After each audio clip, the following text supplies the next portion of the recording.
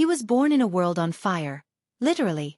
In the middle of World War II, in British-ruled India, a boy named Harry Roger Webb entered the world in October 1940.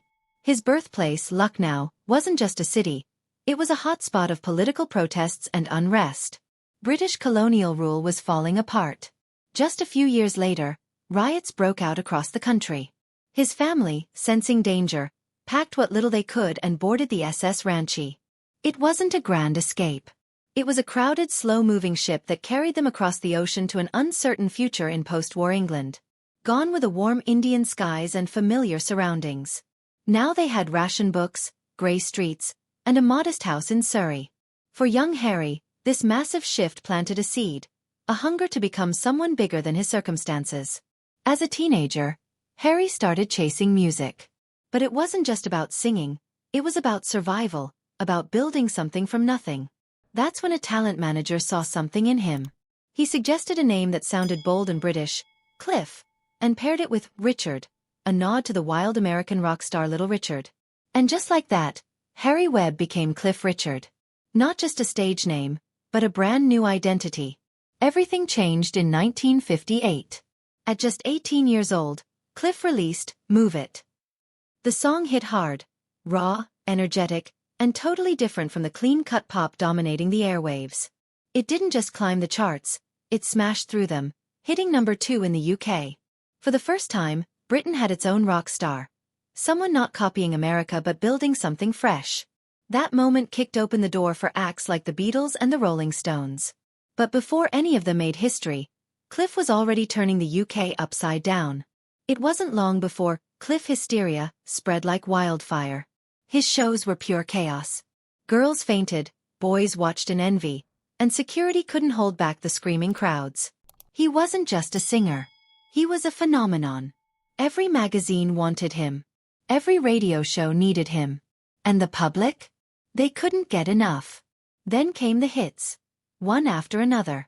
In 1959, Cliff wasn't just making waves. He was rewriting the playbook. He released Living Doll, a song he didn't even like at first. But once it was reworked into a softer country-style ballad, it exploded. Number 1 for 6 weeks. Nearly 800,000 copies sold. That success was followed quickly by Travelin' Light, another chart topper.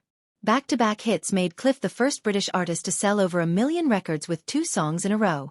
And the world was just starting to pay attention. Hollywood noticed too. His film debut came in Serious Charge, a bold movie that didn't shy away from controversy. Tackling themes like false accusations and hidden truths, it shocked traditional audiences. But Cliff wasn't here to play it safe. In Espresso Bongo, he took on the music industry itself, proving he could act as well as sing. He wasn't satisfied being just a teen heartthrob. He wanted more.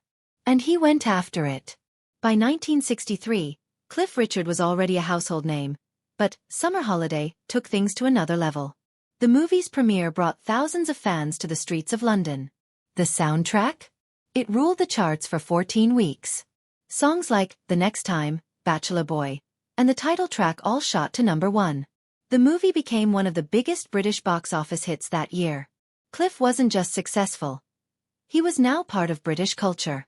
Then came the Beatles. Young, fresh, revolutionary. Everyone expected them to overshadow Cliff.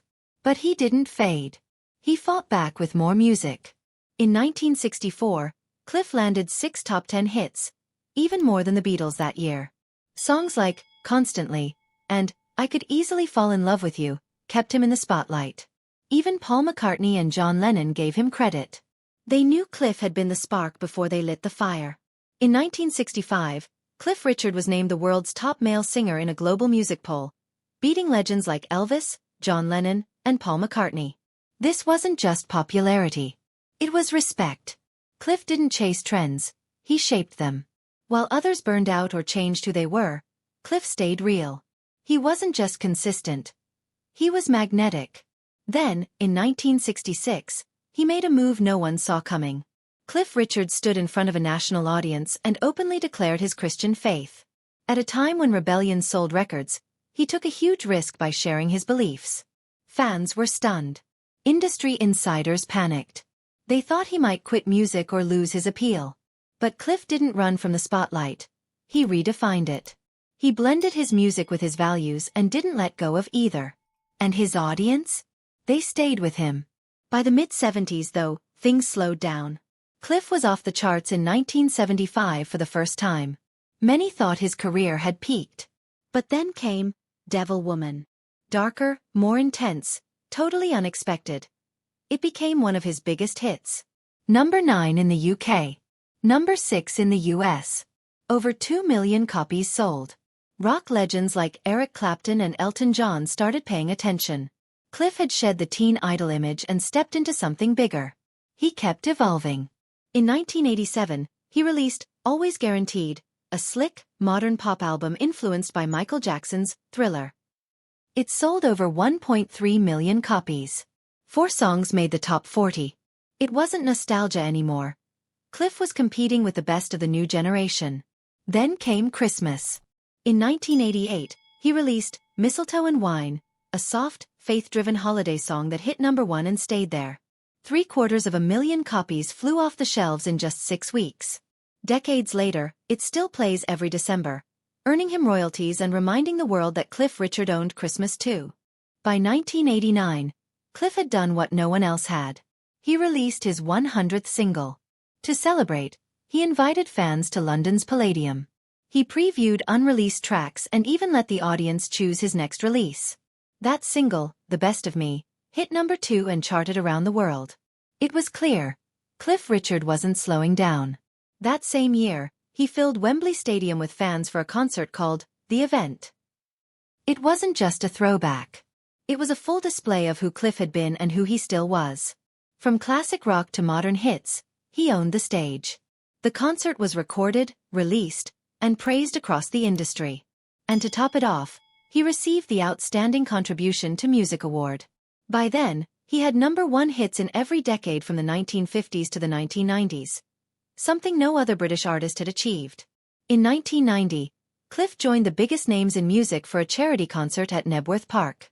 It poured rain, but the fans stayed, and Cliff held his own alongside Pink Floyd, Elton John, Paul McCartney, and others. Later that year, he released Saviour's Day, which also hit number 1. And the video? Shot in September with actors sweating in fake snow gear, it added charm to a powerful message. More albums followed, including Private Collection 1979 to 1988, which sold over 1.2 million copies. We Don't Talk Anymore alone sold nearly 5 million globally.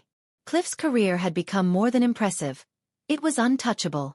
But it wasn't always smooth. In 1999, Cliff faced serious resistance when he released Millennium Prayer. Big stations refused to play it.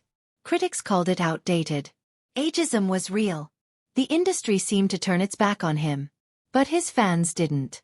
Without airplay or major label backing, the song shot to number 1 and stayed there for 3 weeks.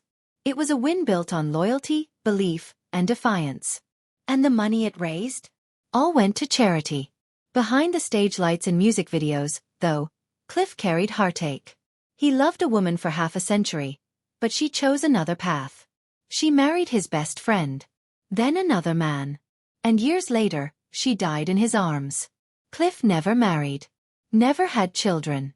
Instead, he poured everything into his music. But the pain never fully left. Then, in 2014, everything changed. Police raided his home over false allegations, broadcast live in partnership with the BBC. Cliff was never charged. The accusations were baseless. But the damage was real. He lost weight, suffered insomnia, and felt violated. His home no longer felt safe. For someone who had filled stadiums, now he was afraid to step outside. Still, Cliff Richard stood tall. His strength, grace, and honesty helped him push through the darkest moments. He fought legal battles, cleared his name, and continued to show up for his fans. Today, his name stands for more than music. It stands for resilience. Cliff Richard began life as a scared boy on a crowded ship fleeing a collapsing empire. He became the first rock star in Britain, the man who lit the fuse before the Beatles exploded onto the scene. He adapted, reinvented, and stayed true to himself when everyone else changed with the times. His chart records are unmatched. His courage in facing public scrutiny, heartbreak, and injustice has inspired millions. And his music? It still fills homes, radios, and hearts. From humble beginnings to an unmatched legacy, Cliff Richard's story proves that talent may open the door, but it's resilience and truth that keep it open.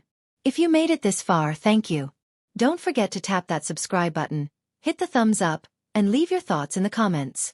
Who else do you think deserves their story told? Let us know. See you next time.